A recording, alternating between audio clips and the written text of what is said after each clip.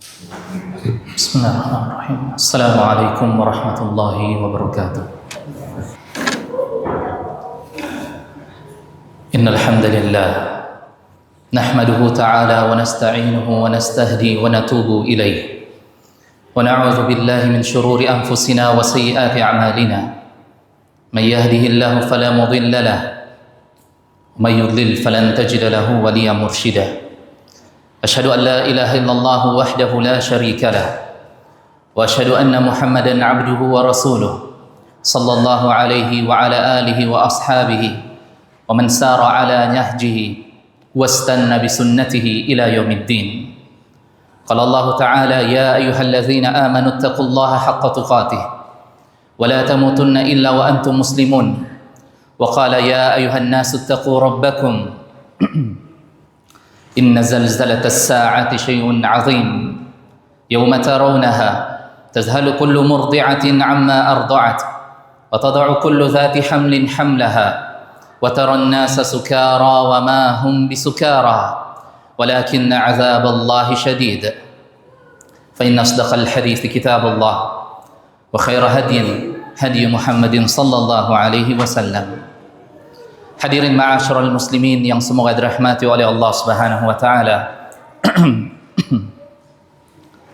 Adalah di antara kebiasaan Rasulullah sallallahu alaihi wasallam ketika beliau bertemu dengan sahabat-sahabatnya yang mulia radhiyallahu anhum, semoga Allah Subhanahu wa taala senantiasa mencurahkan keridhaannya kepada mereka semua.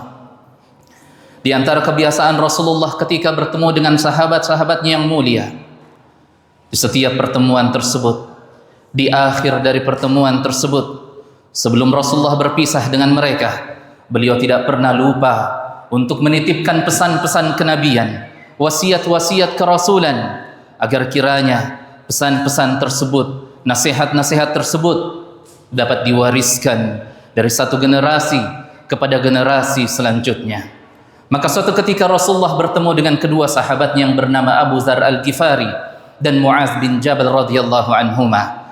Di ujung dari pertemuan tersebut, Rasulullah menitipkan pesan yang mulia ini agar kiranya umatnya dapat menjadikan pesan ini sebagai sebuah pedoman di dalam kehidupan mereka.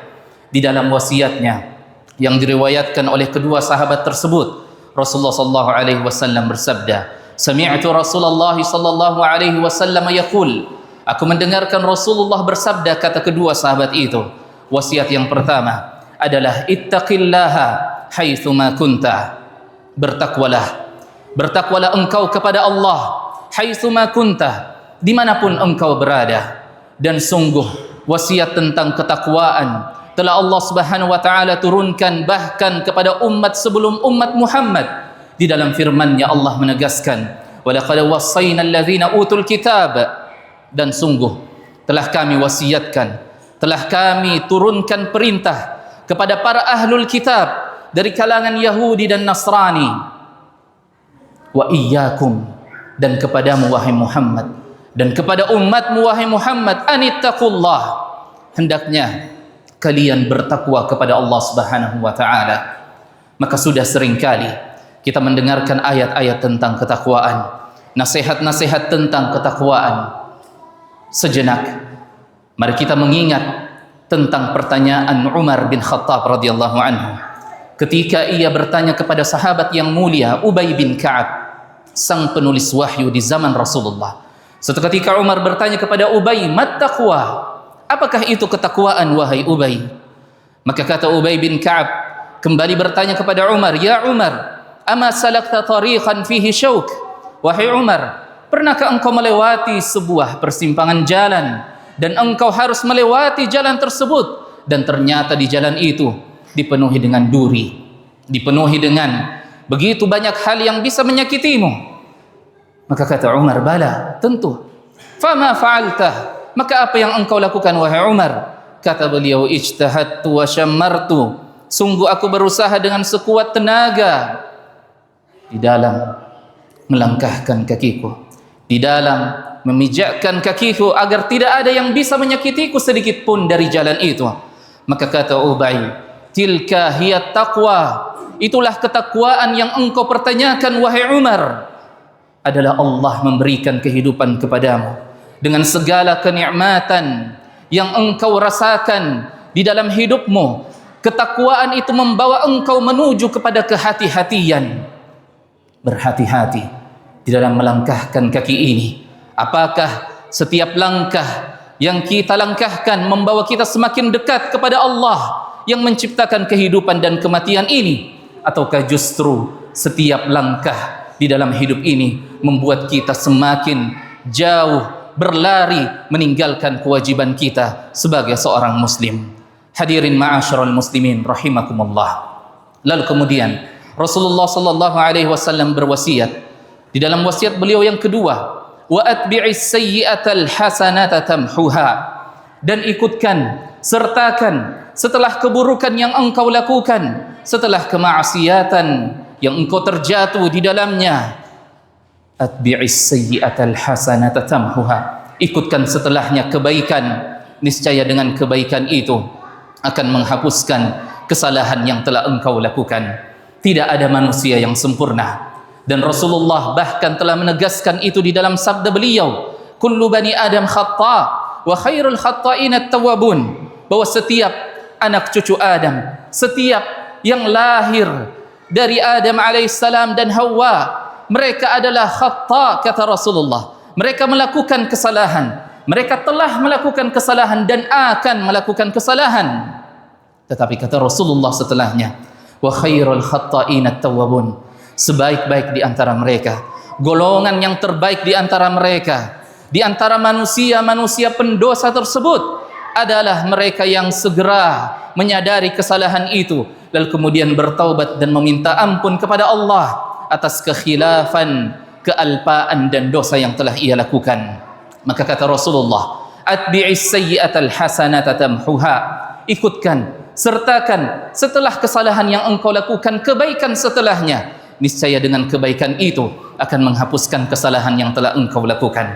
Para ulama rahimahullahu taala, mereka mengatakan bahwa ketaatan yang paling mulia yang bisa dilakukan oleh seorang hamba setelah ia terjatuh dalam kesalahan adalah sebagaimana firman Allah, ya ayyuhalladzina amanu tubu ilallahi taubatan nasuha. Wahai sekalian hamba-hamba yang beriman, Allah menyerukan di dalam Nidaur Rahman li ahlil iman, kepada panggilan Sang Ar-Rahman kepada para ahli iman di dalam firman-Nya, ya ayyuhalladzina amanu, wahai sekalian hamba-hamba yang beriman, tubu ilallah, kembalilah, bertaubatlah, sadarlah, hentakkanlah segala kesombongan yang berada di dalam hatimu, lalu pergilah menuju kepada Allah dengan membawa keikhlasan dan ketulusan di dalam hati, agar kiranya Allah Subhanahu wa taala mengampuni segala kesalahan dan dosa yang telah kita lakukan.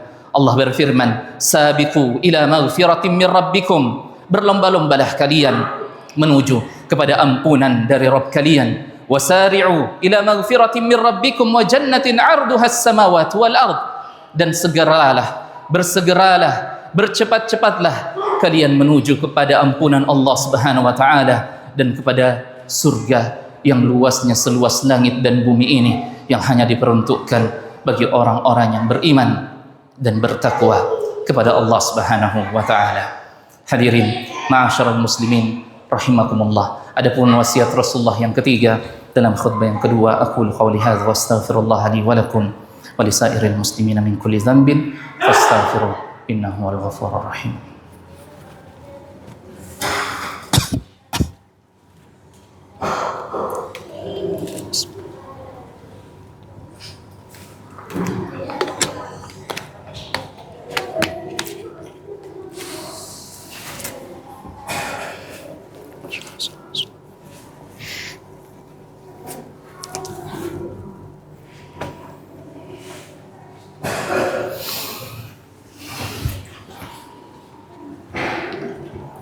Alhamdulillahi hamdan tayyiban mubarakan fihi, wassalatu wassalamu ala asyrafil khalqillah Muhammadin wa ala alihi wa sahbihi wasallam.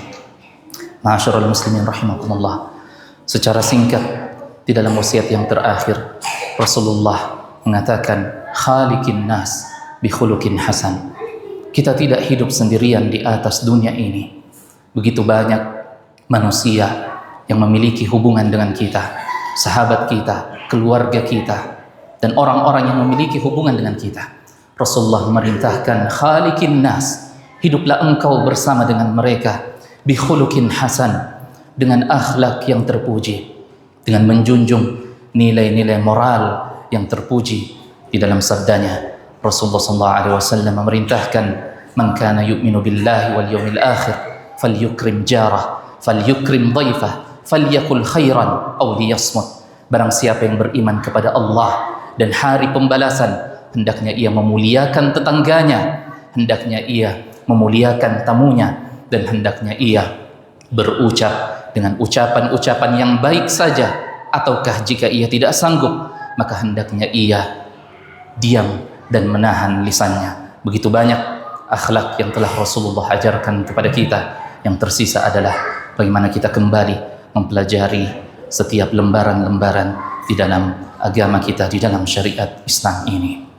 Semoga dengan ketiga wasiat itu dapat kita tumbuhkan, hidupkan di dalam diri kita, di dalam pribadi kita, di dalam jiwa kita, di dalam keimanan kita, dan semoga Allah Subhanahu wa taala senantiasa memudahkan kita di dalam melaksanakan segala ketaatan dan kebaikan-kebaikan. Innallaha malaikatahu yusholluna 'alan nabi ya ayyuhalladzina amanu shallu 'alaihi wa sallimu taslima. Allahumma shalli wa sallim wa barik 'ala Muhammadin wa 'ala alihi wa ashabihi ajma'in. Allahumma 'izzal Islam wal muslimin. Allahumma 'izzal Islam wal muslimin wa damir a'da'aka a'da'ad-din واخذل من خذل الدين. اللهم آت نفوسنا تقواها وزكها أنت خير من زكاها أنت وليها ومولاها يا رب العالمين. اللهم اغفر لنا ولموتى المسلمين الذين شهدوا لك بالوحدانية ولنبيك بالرسالة وماتوا على ذلك. اللهم اغفر لهم وارحمهم وعافهم واعف عنهم وأكرم نزلهم ووسع مدخلهم واغسلهم بالماء والثلج والبرد. ربنا اغفر لنا ولوالدينا وارحمهم كما ربونا صغارا. ربنا آتنا في الدنيا حسنة وفي الآخرة حسنة وقنا عذاب النار. سبحان ربك رب العزة عما يصفون وسلام على المرسلين والحمد لله رب العالمين.